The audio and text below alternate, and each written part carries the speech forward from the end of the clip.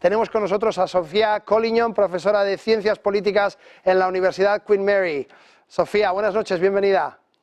Hola, buenas noches, muchas gracias por la invitación. Un placer. Pues Sofía, como decíamos, Collignon es profesora en la Universidad Queen Mary, especializada en la inserción de política de élite y la opinión pública y la competencia partidaria. Complicadas las cosas, Sofía, en el Reino Unido en este momento, ¿verdad? Parece que hay una hecatombe de noticias que hay que intentar desgranar un poco y poner en la balanza qué es lo que está sucediendo. Sí, mira, por una parte es difícil, bueno, las elecciones se están poniendo cada vez más complicadas para los conservadores. No se ve que en las últimas 2 semanas realmente los conservadores hayan hecho ningún avance en la proporción de los votantes que tienen intenciones de apoyar ese partido. Tenemos que también recordar que para el Partido Laborista se ha mantenido aproximadamente estable, no ha habido una caída o una subida significativa. Aún así, la diferencia entre los dos partidos sigue siendo de 20 puntos porcentuales.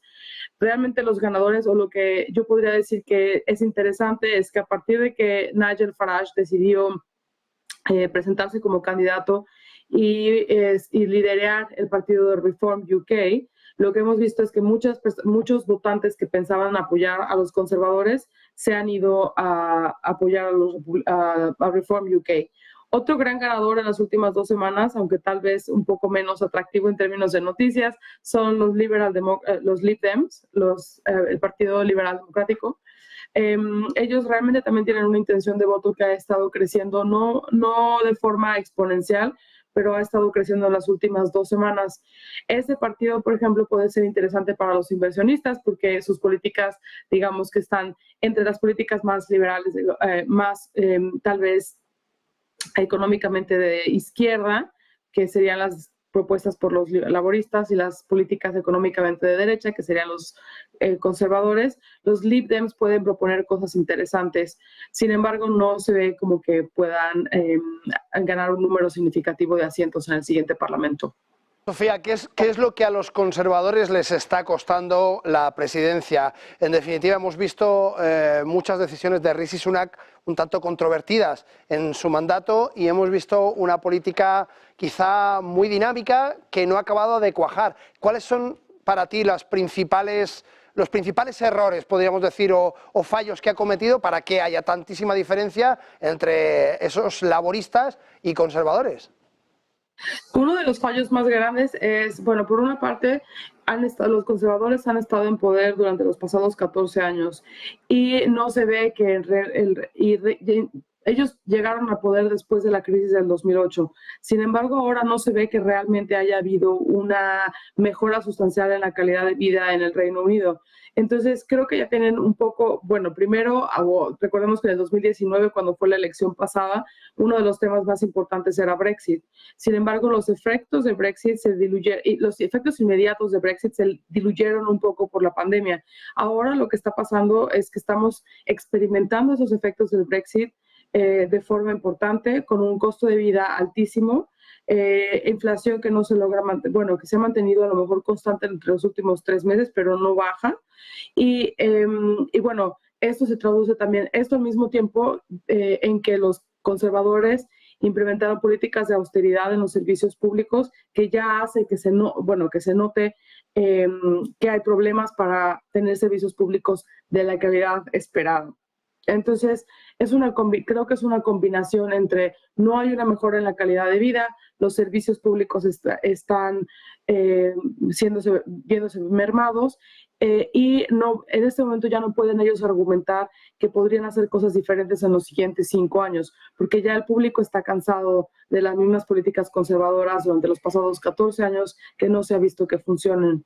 Ahora, de forma positiva, las tasas de interés dejaron de crecer, pero dejaron de subir, se han mantenido más estables, pero el Banco de Inglaterra decidió no bajarlas. Entonces, esto se ve, es inflación alta, tasas de interés altas, servicios que están tal vez no a la calidad, no dando la calidad esperada, y al mismo tiempo una campaña desastrosa, donde Rishi Sunak realmente no ha podido comandar a los conservadores y a todos los candidatos de los conservadores a tener el mismo mensaje, a tener una disciplina de partido y a tener una campaña que sea no solamente organizada, sino también que tenga propuestas interesantes para la gente.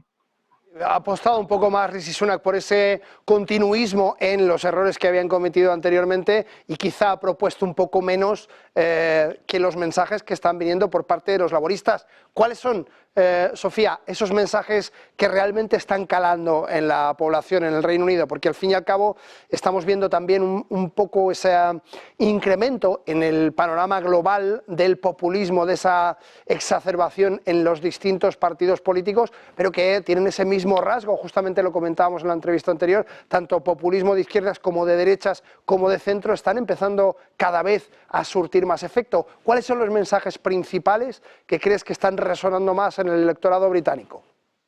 Bueno, sin lugar a dudas, uno de los principales mensajes ha sido el asunto de la migración. Sí, el asunto de la migración, el número total de inmigrantes que ha habido en el Reino Unido. Los conservadores hicieron campaña en el 2015 y en el 2017 y 19, perdón, para reducir el número de inmigrantes, el número total de inmigrantes en el país. Sin embargo, sabemos que la inmigración es una cuestión que es realmente difícil de controlar. Entonces, con la inmigración ilegal es muy difícil. Es muy difícil de controlarla y es muy difícil de reducirla. La inmigración legal tal vez sería la siguiente etapa, y entonces creo que en este momento todos los partidos se encuentran en un dilema. ¿Cómo puedes argumentar que el Reino Unido es un país abierto, un país que quiere atraer a los mejores del mundo, un país abierto para los negocios, pero al mismo tiempo no ofrecer visas, no ofrecer residencias, etcétera? Entonces, hay una tensión enorme entre saber que necesitan personal calificado, que probablemente viene calificado del extranjero, y al mismo tiempo lograr tener un balance en el número de personas que emigra y el número de personas que inmigra al país. Y esto es un asunto que ha resonado desafortunadamente tanto en la izquierda como en la derecha. No hay un asunto muy claro de qué se podría hacer. Hace unos años, bueno, la solución fue decir, vamos a salirnos de la Unión Europea. Ahora que ya no están en la Unión Europea, la pregunta es, entonces, ¿qué?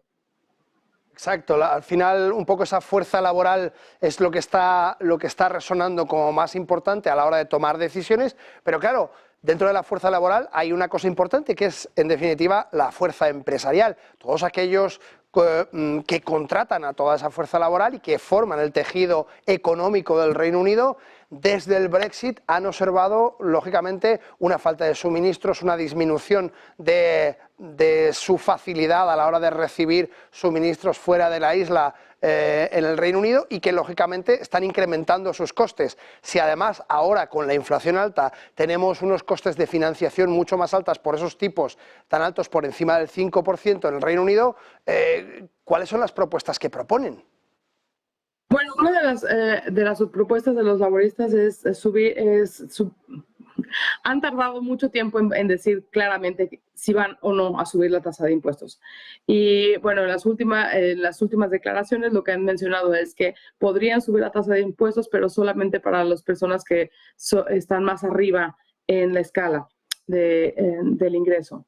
Esto es controversial. Realmente ellos han no tenido mucho cuidado de no ser muy claros al respecto, y una de las cosas que ha marcado esta campaña de los laboristas es tratar de no hacer promesas que no se puedan cumplir, especialmente que después de 14 años de ser oposición, ellos están pensando que van a llegar al gobierno con una asimetría de información importante, donde a lo mejor no tengan conocimiento de absolutamente todo, y podría ser realmente riesgoso prometer cosas que después no se puedan cumplir. Sin embargo, bueno, sabemos que un poco podría ser el subir la tasa de impuestos. No es seguro que lo vayan a hacer, pero es una de las cosas que han estado comentando. También se ha comentado acerca de cómo se podría financiar servicios como el NHS, de quitar impuestos de manejar las tasas de impuestos para la gente que manda a sus hijos a escuelas privadas, etcétera. Un poco, pero el argumento aquí está siendo, si hay subida de impuestos es porque se van a financiar servicios públicos. En definitiva, esa subida de impuestos para financiar servicios públicos sería, como dices, a las rentas más altas del Reino Unido, pero esto podría traer otro problema, y es que las rentas más altas digan, pues me voy a Irlanda, me voy fuera. En definitiva, dejo de cotizar, dejo de formar parte del tejido empresarial, cuando ahora mismo lo que necesita el Reino Unido, después de haber salido de la Unión Europea, es justamente esa cohesión, ¿no?